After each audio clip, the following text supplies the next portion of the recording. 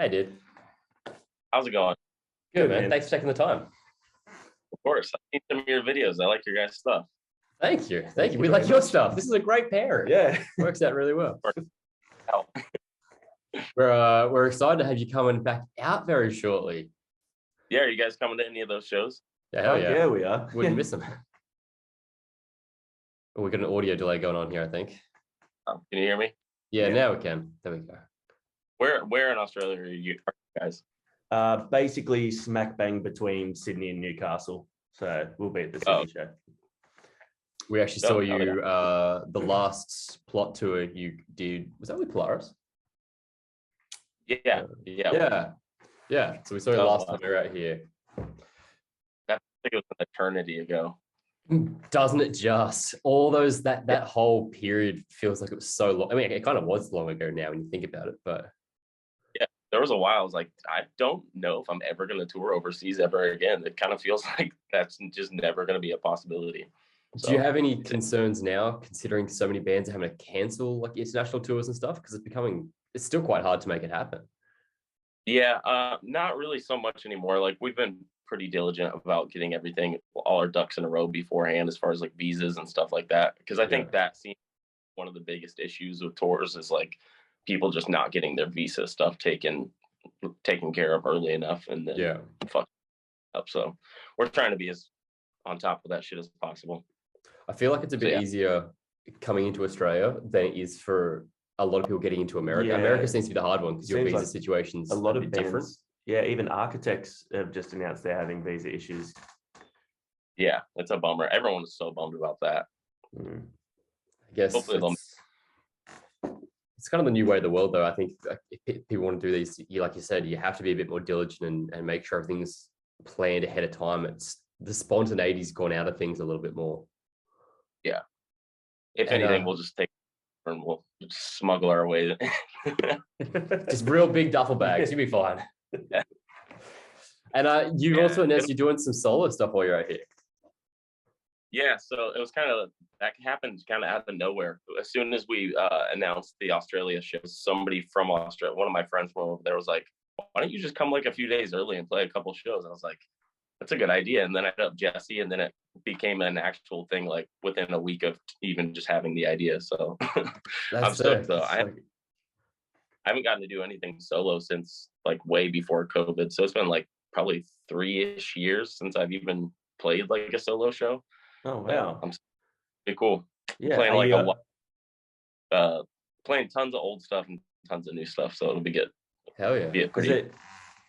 So is it going to be like are you bringing a full band with you, or is it just going to be you and a guitar? Or I'm hiring a guy out there to play guitar and like run the tracks and like play keyboard and stuff like that. And then I'm bringing the drummer from my band. He's going to just play all the drum stuff. So just 3 people, but it'll still be cool.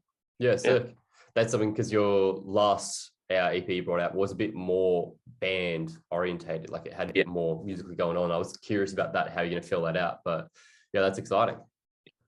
Yeah, no, I'm stoked. We're trying to go as big with it as possible, like trying to make it like an actual like experience. So hell yeah. Yeah, exciting stuff. I was actually wondering, pardon me, just dying a little bit. I was actually wondering when the Era and Plot tour got announced. I'm like, that's a thing that could happen. I wonder if that'll happen. Like, so it's really sick.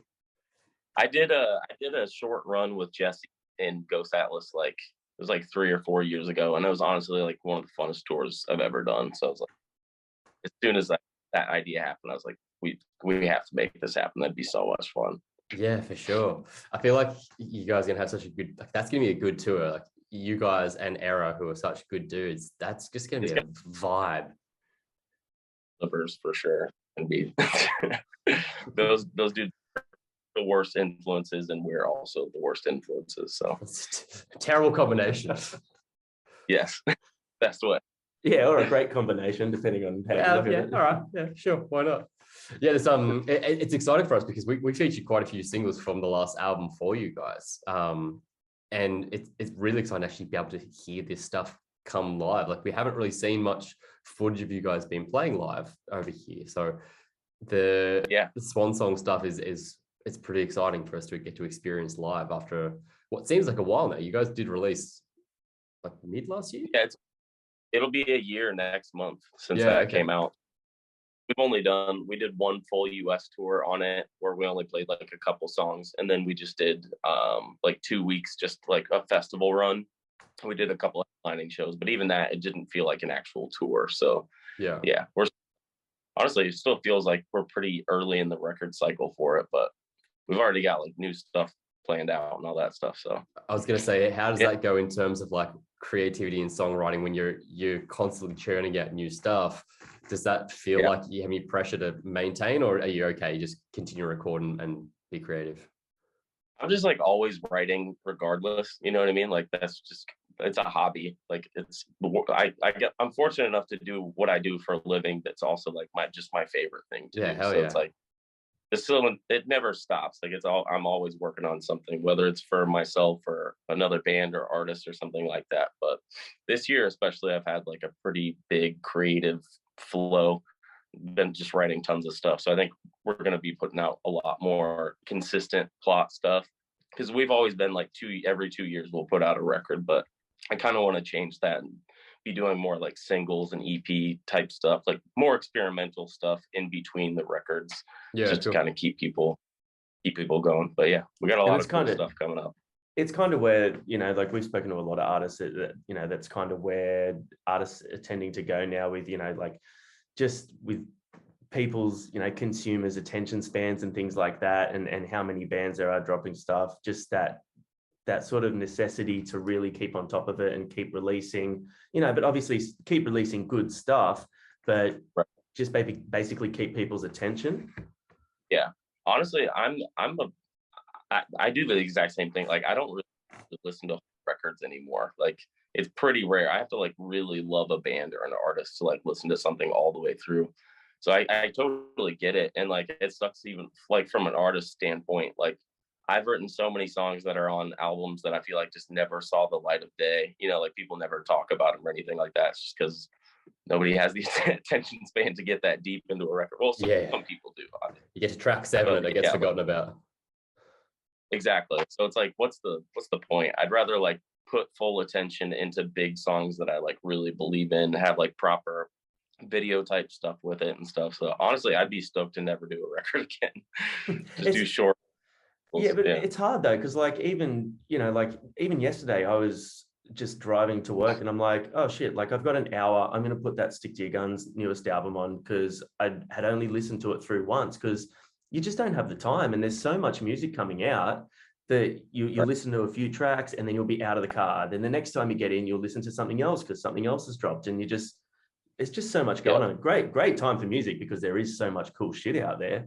But yeah, as a consumer, consuming an artist, it's hard. Yeah, and everything's just so oversaturated right now. You know what I mean? So yeah, it's always such a bummer when you put a record out and you're so excited for people to hear the other chunk of the record that weren't the singles, and then like most of the time you never hear people even like talk about it or anything. So it's whatever. It is what it is. But I think I get more excited about doing shorter releases and like singles and stuff like that, because again, you're just focusing all the energy on that one thing, and that like people are going to actually take the time. It's 3 minutes, you know what I mean? So yeah, you can sort of build that up, release it, watch it, gauge a response, enjoy it, and then sort of let that taper off and then go to the next one. For sure. When it comes to touring, is that something that you consider, like writing song lists or track lists, like playing the stuff that you maybe haven't felt got the attention that you'd like to give it? Do you like, fuck it, we're going to throw that in the set then and see if people like it? No, we haven't. We always kind of play like the hits, but I would like to do something like that for sure. I think on this upcoming headliner in the States, we have to fill like a pretty big time slot. So I think we are going to bring back some like older stuff that we haven't played in a long time. Maybe even do like a medley of things. But yeah, cool. Yeah, we'll see. I would love to. There's like still a couple songs off old records that we never played that I would still love to play. Hey, if you want to throw a few in Australia, we'll allow it. Yeah, man. We won't complain. We'll be the two guys at the backs. Yeah. We're all right. We'll do it for you guys then. That'd be great. Thank you. Shout out to the breakdown. This one goes out to you guys. No one else is going to mosh to it. Yeah. It'll just be old men just swinging. God, I'd love to see you up moshing again. Look, what's that? You guys moshers back in the day? Oh, back in the day. When it was invented. And love that. Respect. Yeah, not so much anymore. Now it's more about sort of A, not hurting myself because I got to go to work for the next week, and B, I guess just sort of really just taking in the whole vibe of everything. I think there was a lot of shows back in the day where you go and you get amongst the pit and you're having a good time, but you couldn't name fucking 4 songs that the band's played. Worried about a shoe going in your face, not even noticing what song was happening. I think every year I get older, the further back in the venue I get. Someone this morning messaged me. He's like, "Hey man, we got this new project. It's we get uploading photos from that kids have taken from the middle of the mosh pit." And he's like, "If you have any photos you want to put up," and I was like, "I do not have any photos in the middle of a mosh pit. I don't even bring my phone out at shows. I'm at the back, just like standing and watching and taking everything in." 100%. Yep, that's me. We can all be old together. Yeah, I actually went to go see Era a couple nights ago. They were in town. I think I watched 2 songs in their set, and then I was like, I'm gonna pass out. I'm so fucking tired. Went home and went. We did that the other week. We interviewed a band, and I was like, we interviewed at 5. I was like, I can't wait until they go on at 10:30, dude. That is so late. How do I kill 5 hours? Yeah, I know. Sad old man. Get it over with. Yeah, that's it. That's okay.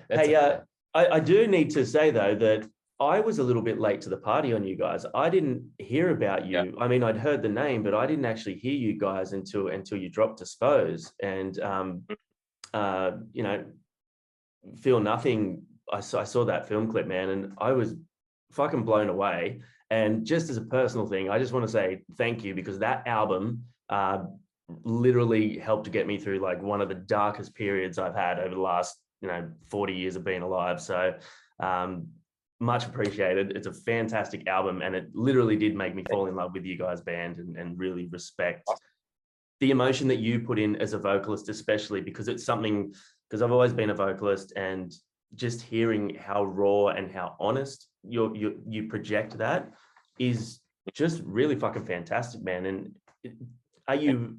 is it something you sort of go into when you're writing lyrics and stuff and recording, just being, is it intentional to be that vulnerable when you're singing? I think to a degree, yeah. I mean, like even our older stuff, like before Disposed, it was like, honestly, some of it was like probably way too like I was a little too open about certain things, and like kind of exposed myself with like a lot of like old stories from the past and stuff like that, and maybe even exploited myself a little bit. But with Dispose particularly, though, that was like a unique circumstance, because like most of the older records I was writing about like different time periods in my life, but that record was about something I was going through right in the moment, and that wasn't really something I'd ever done before. So I was going through this like really shitty breakup and all that stuff, so every song was like literally written right in the heat of this awful, like traumatizing situation. So I guess it was like therapy in a way. But yeah, I mean, now it's weird to go back, like that record's been out for what, like 4 years, something like that. So, and it's weird to see how how you said, helped you through stuff. It's cool that people are still resonating with it and stuff like that. So do you find with stuff like that, when you've written something in the heat of the emotion, how does it feel performing that? Because obviously it takes on a different meaning for every different person. Johnny was able to relate to that in his life. How's that going back to it later on, like after the fact? Does it still bring up those emotions, or is it something now that's become like the art and you're able to just perform it for what it is? Yeah, to be honest, like these days, especially like those songs specifically, I don't really I guess I don't really think a whole lot about what I'm saying. It's kind of like going through the motion. Yeah. These days, I focus so much on just my performance and performing the best I possibly can. So I try not to think. If I did start thinking about the things that I'm saying in a mic to like 1,000 people, I'd probably get in my head about it and freak myself out. So yeah, I try to like separate all of that and just really focus on like sounding the best that I can. So that's all. It's like a kind of like a game for me these days. Like go through the set and like not miss any notes. You know what I mean? That's kind of like Yeah, Success. not think about the lyrics and get angry and start crying in front of everyone. that would not be the move. I mean, it'd be a move, just maybe not the move that people wanted to pay for. Everyone like mid mosh is just like, oh man, I just want to give him a My hug. feelings. Hey, talk to us about it, because you do have quite an extensive solo catalog as well as with the plot. How do you go about separating? Like, okay, this is something I'm writing for that. Here's what I'm writing for this. Here's what I'm writing for someone else. Is that something just like the feel? Because you also have quite a diverse range within plot. Like you guys don't have one sound, which is right. A testament to the band. Those lines kind of get blurred pretty often. Like, I don't know if you heard, we put out an acoustic song during COVID. It was called Repay. Yeah, I love that song. That was actually a solo song. But the label hit me up and they were like, hey, we're doing this COVID thing. I don't know, it was like for YouTube or something. And they asked if we had any kind of content to do. And I did not want to do anything. So I was just like, yeah, I have this song sitting around. I guess you can have that.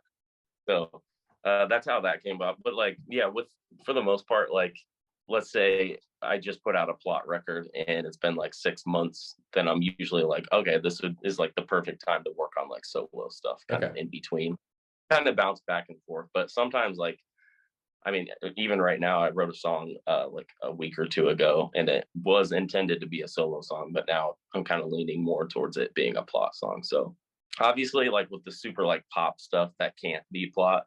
But like when it comes to like full band type stuff, like I usually have to like, that's kind of an internal battle of where but yeah, I don't know. Kind of, it just really depends on the time and, just the circumstance. So yeah.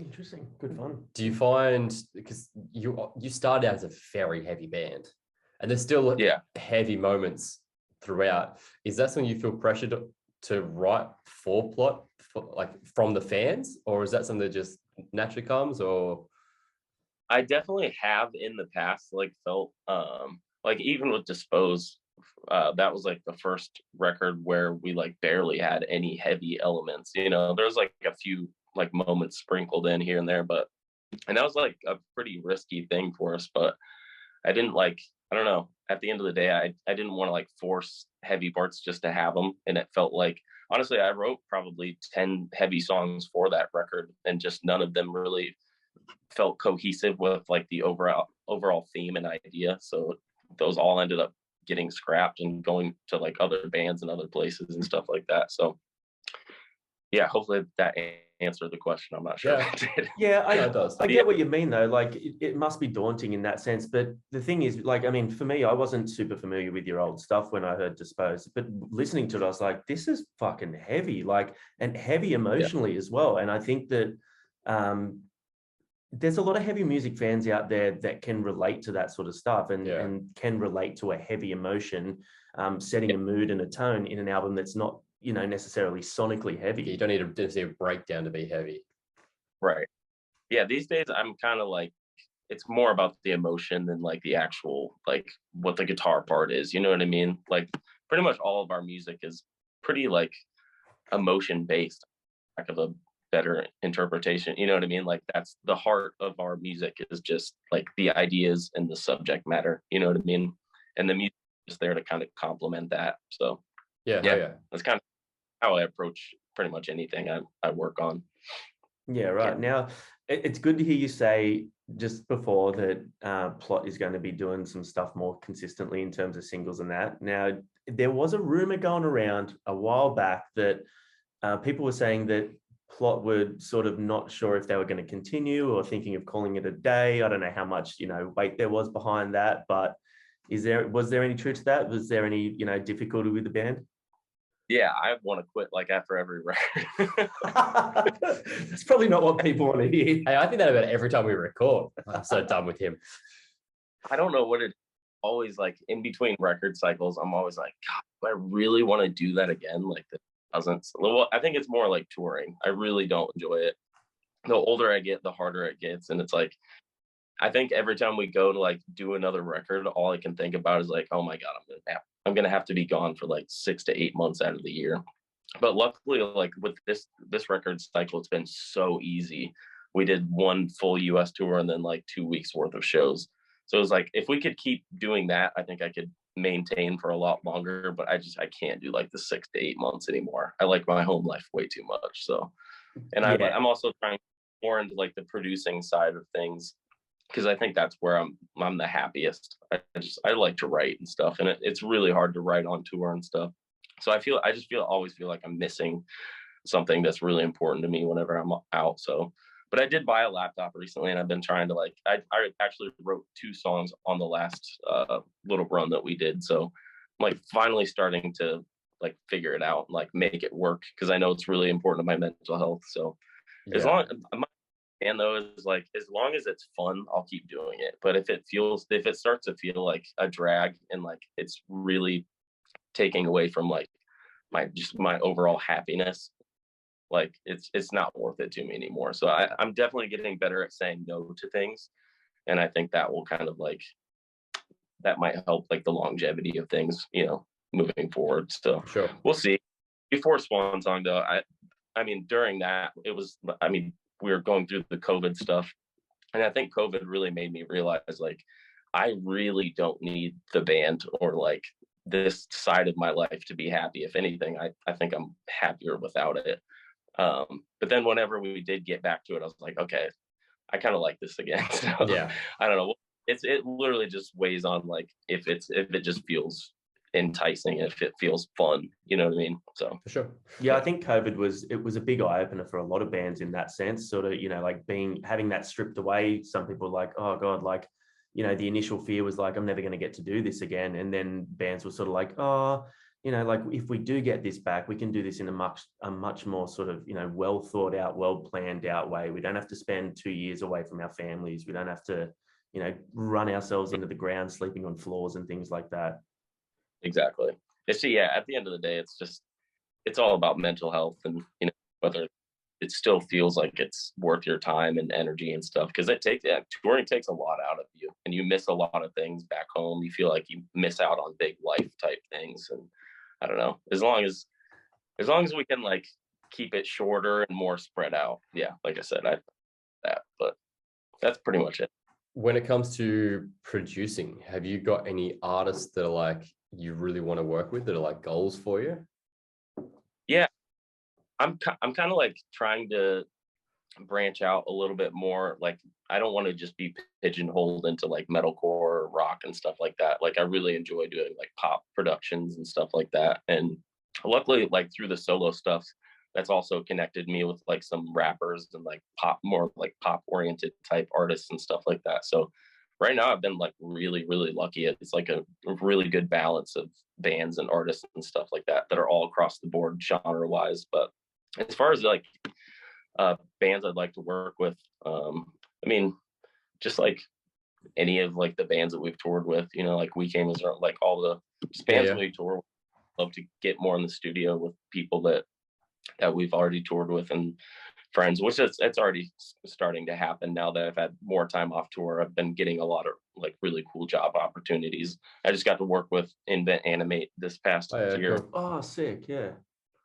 That was super fun. So yeah, just like working with as many homies as possible. I love that. That's the goal, right? Just keep working with your friends. Yeah, exactly. And what about touring? So I know you said you don't want to tour too heavily, but have you got any like, what is a GOAT band for you to tour with? What's something that's always been a goal? I feel like the last band in the scene that we haven't toured with is Bring Me. I feel like we've toured with every band that we've toured so much. Yeah, I think it'd be really cool to tour with them. I think it would make sense as well. Yeah, I think sonically we have kind of a similar. Yeah, we've had talks of like touring with like Bad Omens and stuff a few times too. I think that would also be it. So yeah, just bands kind of doing similar things to us. You know what I mean? Kind of like the rock metal. Yeah. Yeah, cool. Now you have been to Australia a few times. Johnny's put together a little quiz to test your Australian knowledge. We've given this to a few bands here. Okay. You feel you're up for the challenge? I'm down. All right. we've had probably 4 or 5 people going. No one's got 100% yet, but it's also because he put a few questions in there that are just dickhead questions because that wouldn't be us otherwise. All right. Pardon me. Let's go. Part 1, music and entertainment. Who is Australia's most successful band of all time? Is it Amity Affliction? No. Think bigger. Oh, wait. Oh, AC/DC. There we go. Yeah. Now, for a bonus point, we get a bonus point on this one. What country did they never have a top 20 single? And it's a country, like for him, it's a country that you would assume a band that big would have had one. Germany? No, it's actually America. Never had a top 20 hit in America. Really? Yeah. Oh, damn. That's crazy. Okay. All right. Number 2, name 3 Australian actors.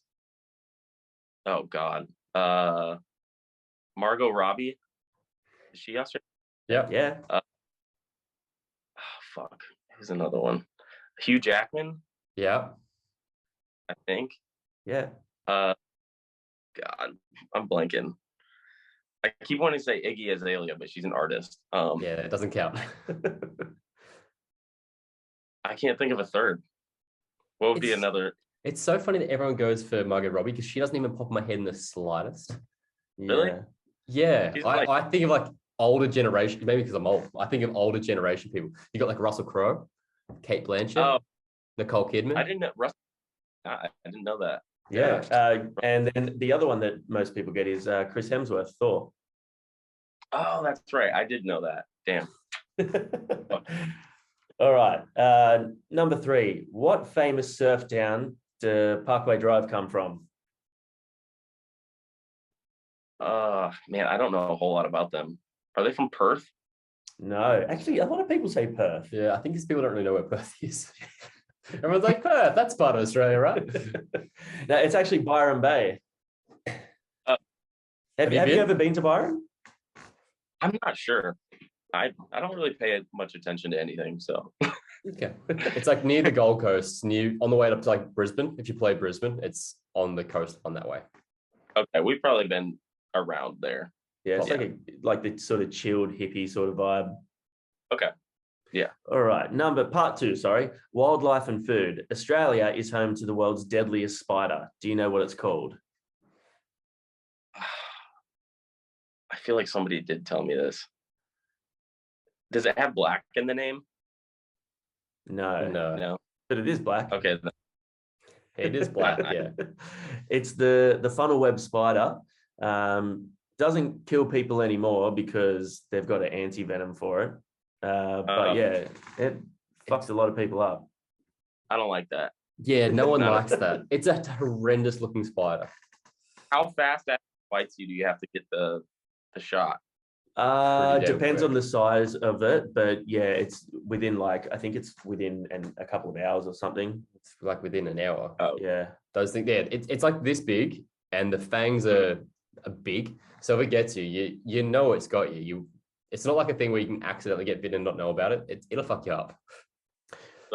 Yeah, it's pretty fucked up. So there's a little bit of info about it with its fangs. So it's got these curved fangs, and its mandibles actually put the fangs inwards. So when it actually bites its prey, it hooks in under the flesh and basically holds it there so it can just keep pumping venom into them. That's disgusting. I feel like we need to stop telling people that it's a spider because no one's going to want to eat her anymore. All right. No one gets this. No one ever gets this. This will be a shot in the dark. But what is the Australian Western gobbleguts? What type of animal is it? Fuck.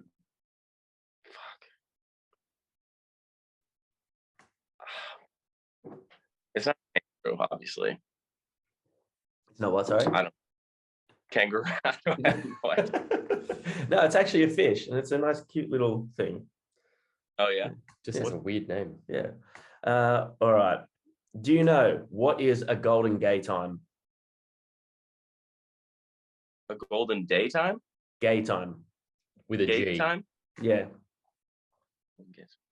Is that like when the sun's going down or something? That's actually a really good guess. Yeah. But no, it's not. It's an ice cream. Yeah. It's not. the last. It's a type of ice cream. Like it's a biscuit coated ice cream. Yeah, it's pretty good. Gotcha. Get one when you're out here. They're really good. All right. Aussie knowledge and history, part 3. What is a bogan? It sounds like some kind of croissant or something. One bogan, please. Now, a bogan is essentially our version of like a redneck. Oh, okay. Gotcha. All right. Which famous Australian coined the phrase crikey? Oh, Steve Irwin. Well done. Yeah, well done. He's enormously popular, right? Incredibly popular. Yeah, 100%. He's the man. Yeah. Do you want to give the true or false? Yeah. So this is a true or false question. This fact. Okay. So in 1932, soldiers from the Australian military engaged in a week-long battle with a force of 20,000 emus that had destroyed wheat crops, and they lost. Is that true or false? That sounds so insane that it would be true. Yeah, you're absolutely right. It is 100% true. I feel like that is a question that is just so ridiculous. Like, why would you make that up? Yeah. And we need 3 questions that are all ridiculous. And then, yeah, that's so wild. The emus won. Yeah, good on them. Good emus. All right, which of these places, if any, is a fake name? Funny Knob Creek, Pensioners Bush, or Mossy Nipple Bend? The last one. That sounds fake. All real names. Really? Yeah. Now, have you ever been to Tasmania? Because I would love. Well, they're all from Tasmania. They're all in Tasmania, so you can go do some sightseeing and check out Mossy Nipple Bend or whatever it was. Let's do it. Actually, I would love to see like any of the artists that we've asked about that to get a photo in front of a sign that says Mossy Nipple Bend and send it to us. Pensioners Bush. Yeah. All right. Now we always do. What's that? Sorry. Ever go to Tasmania? I've never been. It's really high on my list of places I want to go because it looks so beautiful. I don't know. Australians don't tend to tour Australia that much. I've been around the entire of Australia, and the only places I haven't been are Tasmania and Adelaide. I've never been to Adelaide either. All right. Yeah. But yeah, I don't know. I think because we're so far from everyone else in the rest of the world, when we travel, we want to go to the rest of the world rather than just around Australia. That makes sense. Yeah. Yeah. All right. Now we do always ask a few would you rathers for a bit of fun on the channel as well. We've got a couple of important ones that we'd like to know. Now you got to listen to one of these songs once a day, every day for the rest of your life. I'm switching it up. Go for it. Nickelback Photograph or Creed with Arms Wide Open? Probably Nickelback because I think that mix is better. That's a very interesting perspective. You have such a producer answer there. Take that for sure. Also, I feel like his voice is less grating than you can say. For sure. Yeah. Well, I just heard. The thing with, have you ever seen footage of him singing live too? He looks like he's in so much pain doing that voice. Yeah, actually, like he's really trying to push it out, like it's not a natural sound. Anyway, and you know what? I'll leave with one more here, and this is the last one. It's been so divisive for us, but would you rather go on tour and play a set, putting on cold, wet socks, or cold, wet underwear? Socks. Yeah. My dude. Yeah. Honestly, whenever you're on stage, like you always sweat in the worst places anyways. So honestly, I'd probably be dealing with it anyways. So whatever. That seems to be the answer to him. It's like, I'm going to be sweating anyway. But I just felt like putting on cold, wet underwear is a horrendous experience. Like putting on a cold, wet wetsuit. That sucks. Yeah. But it's just in the crotch. Yeah. Not a fan. Yeah. Well, dude, thank you so much for taking the time to hang out. We're really looking forward to seeing you. And it's only a few weeks away now, which is so exciting. Yeah, for sure. Come up and say what's up too. Yeah, dude, we'll see you at the solo show as well, and we'll definitely see you at the Era and Plot show. Thanks again, man. Big fans, and super keen to watch you guys live again. Thank you guys. Legend. Thanks, brother. Thanks, man.